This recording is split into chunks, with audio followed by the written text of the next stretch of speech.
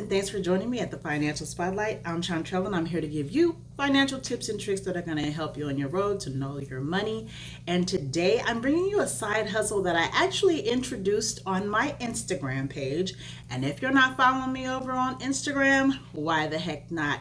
It's free. So if you're on Instagram, go ahead and follow the Financial Spotlight over there on Instagram. But in the meantime, this information, I researched this position and I thought I'd bring it to you so that maybe you can add it to your repertoire if you're into doing side hustles or making a little bit of extra money.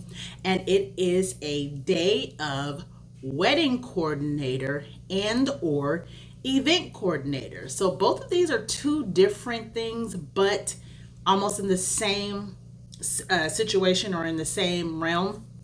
So the wedding coordinator, the day of wedding coordinator, would actually work with the wedding planner or the bride or the groom or whoever is planning the wedding and putting it all together.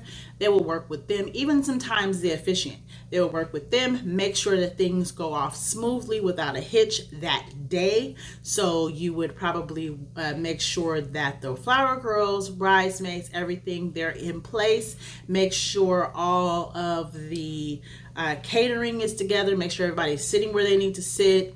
Make sure ushers are there. Those are the type of things that a day of wedding coordinator does. You make sure that flowers are where they're supposed to be. Things are being delivered when they're supposed to be. The photographer stands where they're supposed to stand and is in the proper place at the proper time for the wedding or the event that is occurring. Now, an event coordinator is a little bit different because with an event coordinator, you would work with the event planner or whoever, and you would be actually setting up the event space that day. So that would be like, making sure the tables and chairs and everything are set, tablecloths and centerpieces and everything's in place. If they need a photo booth, if they have the DJ coming, all of those things you will help them, but on that day, making sure the caterer knows where they need to be and what needs to be done, all of those things, that would be on you. Now, this particular position is going to be great because you're not planning the stuff for months. You're not dealing with the people for months at a time. You're dealing with them that day. So how are you going to market yourself? Well, you can market yourself on Facebook Marketplace, Upworks, Fiverr, Craigslist if people still use that. You can put ads on your social media. You can also word of mouth, email people. You can also, what I would suggest is going to like a bridal shop or like a David's Bridal or wherever, having business cards or having a working relationship with those bridal consultants saying, hey, this is the service that I offer. If you have brides coming in, let them know that I will work with them on the day of the wedding. If you know people that have event planning and they sell or they rent out event equipment, then you can work with them and say, hey, if you have people coming in and renting events equipment and chairs or whatever, let them know that I'm a day of event coordinator and I can help them with their event on the day of. So those are the different ways that you can market yourself and put yourself out there so that people know exactly who you are and what you're doing and that you are for hire. The other thing is this position can pay anywhere from $500 to $1,000 per event.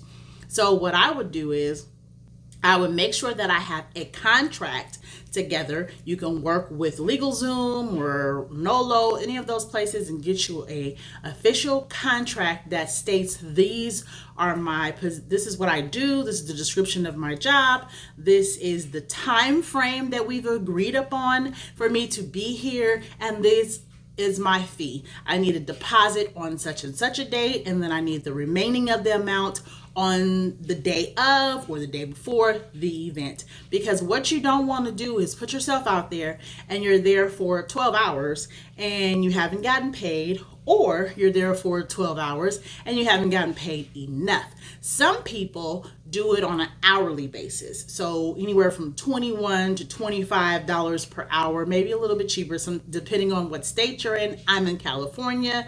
They're charging a little bit more out here, but depending on what state you're in, you might charge a little bit less or a little bit more. But my point is, you don't want to be working for multiple hours that day and not being paid what you're worth. So definitely do not say, oh, okay, I'll work all day and I'll charge you $400.